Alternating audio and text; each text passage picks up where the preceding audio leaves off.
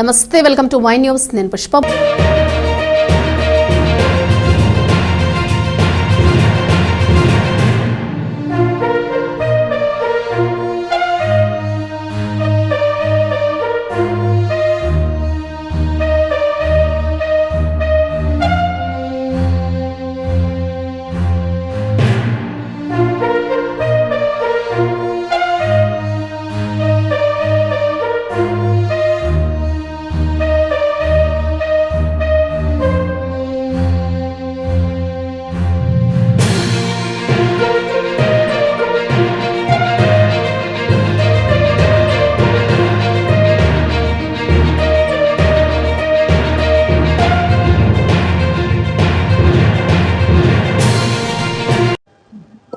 ఇలా ఆంధ్రప్రదేశ్ రాష్ట్రానికి సంబంధించి కేంద్ర ప్రభుత్వం అందిస్తున్నటువంటి నిరంతర సహకారం వల్లే గతంలో ఉన్నటువంటి ప్రభుత్వం ఎన్ని అరాచకాలు చేసి ఎంత విధ్వంసం మన రాష్ట్రంలో చేసిన 18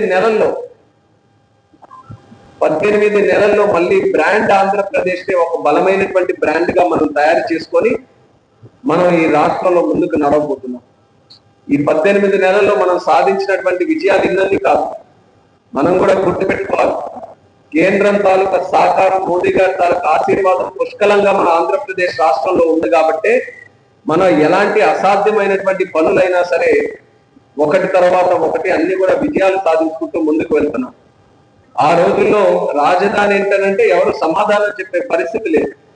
అటువంటిది ఈ రోజు రాజధానికి కోట్ల రూపాయలు మనం కేటాయించుకొని ఇప్పుడు కూడా మనం వాస్తవంగా అక్కడికి వెళ్ళి అమరావతిలో చూస్తే 24 hours అర్ధరాత్రి వెళ్ళి చూసినా సరే లైట్లు పెట్టుకొని మరి కన్స్ట్రక్ట్ చేసుకొని మన రాష్ట్రంలో రాజధాని ఏర్పాటు చేయాలని శరవేగంగా పనులన్నీ కూడా జరుగుతున్నాయి. పోలవరం ప్రాజెక్టు గతంలో ఉన్నటువంటి పాలకులు దాన్ని నిర్లక్ష్యం చేసి నిర్వీర్యం చేసి అసలు సరైన విధంగా దానికి ప్లానింగ్ కానీ ఏ ప్రాసెస్ లేకపోవడం వల్ల ఏదైతే ఖర్చు పెట్టామో అది కూడా వేస్ట్ అయ్యే పరిస్థితిలో పోలవరం ప్రాజెక్ట్ తయారైంది. 900 కోట్ల నష్టానికి దారి తీసింది వాళ్ళు చేసినటువంటి పనుల వల్ల. అటువంటిది మళ్ళీ మన కూటమి ప్రభుత్వం వచ్చిన తర్వాత శ్రద్ధతో బాధ్యతతో మళ్ళీ ఆ పనులు శరవేగంగా చేసి ఆన్ టైం పూర్తి చేసే పరిస్థితిలో పోలవరానికి కేంద్రం నుంచి మనం సహకారం తీసుకొని వస్తున్నాం. విశాఖపట్నం స్టీల్ ప్లాంట్ చాలా సెంటిమెంటల్ ఇష్యూ మన ఆంధ్రప్రదేశ్ రాష్ట్ర ప్రజలందరికీ కూడా. అటువంటి స్టీల్ ప్లాంట్ ప్రైవేటైజేషన్ అయిపోతుందంటే ఆ రోజు ఉన్నటువంటి వైఎస్ఆర్ కాంగ్రెస్ పార్టీ ప్రభుత్వం ఏదో ప్రైవేటైజ్ అయిపోతే దాని మీద మనం ఎలా డబ్బులు సంపాదించుకున్నాం అన్నటువంటి ఆలోచనకు వచ్చారు. ఆ భూముల్లో అమ్మేస్తే ఆ భూముల్లో మాకెలా వాటాలు వస్తాయన్నటువంటి పరిస్థితికి వచ్చారు. మళ్ళీ మన కూటమి ప్రభుత్వం వచ్చిన తర్వాత చంద్రబాబు నాయుడు గారు, పవన్ కళ్యాణ్ గారు, మోదీ గారు అందరూ కలిసికట్టుగా కూర్చొని దాని తాలూకా విశిష్టత తెలుసుకొని మన రాష్ట్రానికి మరొక అవకాశంగా ఆ విశాఖపట్నం స్టీల్ ప్లాంట్ కి సుమారు 13,000 కోట్ల రూపాయలు బడ్జెట్ సహకారం కూడా అందించి ఈ రోజు గర్వంగా తెలియజేసుకుంటున్నాను. మొన్న జనవరిలో అక్కడ ఉన్నటువంటి 3 బ్లాస్ట్ ఫర్నెస్లు కూడా ఫుల్ ఫ్లెడ్జ్డ్ గా రన్ చేసిన తర్వాత మొట్టమొదటిసారి 52 crores ప్రాఫిట్ లోకి మళ్ళీ విశాఖపట్నం స్టీల్ ప్లాంట్ తీసుకెళ్ళారు. అది కమిట్మెంట్ అంటే, అది లీడర్షిప్ అంటే, అది రాష్ట్రం పట్ల ఒక బాధ్యత అంటే. ఇలాంటి ఎగ్జాంపుల్స్ ఎన్నో ఉన్నాయి. రైల్వే జోన్ కూడా ఎప్పటి నుంచో మరుగు పడిపోతే రైల్వే మినిస్టర్ గారి గతంలో, ఎందుకంటే ఆ రోజు ఎంపీగా నేను ఉండేవాడు, రైల్వే జోన్ గురించి కూడా నేను చాలా రకాలుగా ఒక ప్రయత్నాలు చేస్తూనే ఉండేవాడు. అప్పుడు అశ్విని వైష్ణవ్ గారికి అనేక ప్రశ్నలు నావే ఉండేవి రైల్వే జోన్ మీద కూడా. ఏంటి కారణం, అప్పుడు అనౌన్స్ చేశారు ఇంకా ముందుకు నడవట్లేదనంటే ఒక 52 acres రాష్ట్ర ప్రభుత్వానికి అడిగాం, ఆ భూమి కూడా ఇప్పటి వరకు ఇవ్వలేదని కేంద్ర ప్రభుత్వం సమాధానం ఇచ్చింది. 52 ఎకరాలు రైల్వే జోన్ లాంటి అంశం కోసం కూడా ఇచ్చుకోలేనటువంటి పరిస్థితుల్లో గతంలో ఉన్నటువంటి ప్రభుత్వం ఉంది. మళ్ళీ కూటమి ప్రభుత్వం వచ్చిన తర్వాత ఇమీడియట్ గా విశాఖపట్నం ఉత్తర్లో 52 ఎకరాల నుండి 52 ఎకరాలు మ్యూటేషన్ చేసి మరి కేంద్ర ప్రభుత్వానికి రైల్వే డిపార్ట్మెంట్ అప్పచెప్తే ఈ రోజు శరవేగంగా రైల్వే జోన్ తాలూకా పనులు కూడా అవుతున్నాయి. జిఎం కూడా అనౌన్స్ చేశారు. దానికి కావాల్సినటువంటి స్టాఫ్ రిక్వైర్మెంట్ పొజిషన్స్ అన్ని కూడా ఈ రోజు డిస్ప్లే చేశారు. సో ఇమీడియట్ గా ఆపరేషన్ స్టార్ట్ చేయడానికి కూడా అన్ని కార్యక్రమాలు కూడా స్టెప్ బై స్టెప్ దాని మీద కూడా జరుగుతున్నాయి.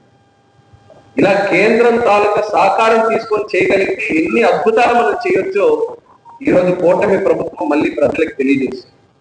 అటువంటిది ఈ యొక్క కూటమి ప్రభుత్వం ఈ 20 నెలలుగా సాధించినటువంటి విజయాలు ఏదైతే ఉన్నాయో అది 20 సంవత్సరాల వరకు కొనసాగాలి. మనం ఎప్పుడు కూడా మనకు జరుగుతున్నటువంటి నష్టం ఏంటంటే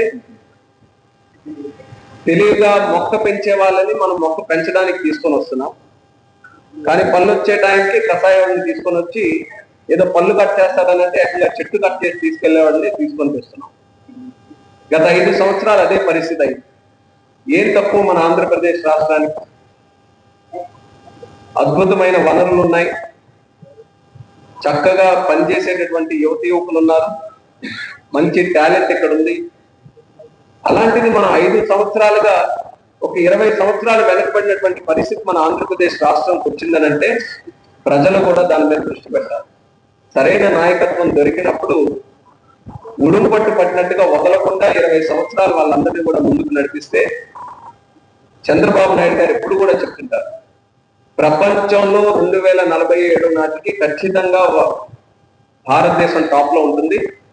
అటువంటి భారతీయుల గురించి మాట్లాడేటప్పుడు తెలుగు జాతి కూడా టాప్ లో ఉంటుందని చెప్పి ఒక లక్ష్యంగా మనందరికీ కూడా తెలియజేస్తున్నారు. అది సాధించుకోవాలని అందరం. దానికి ఇప్పుడు బలమైనటువంటి పునాదులు పడుతున్నాయి.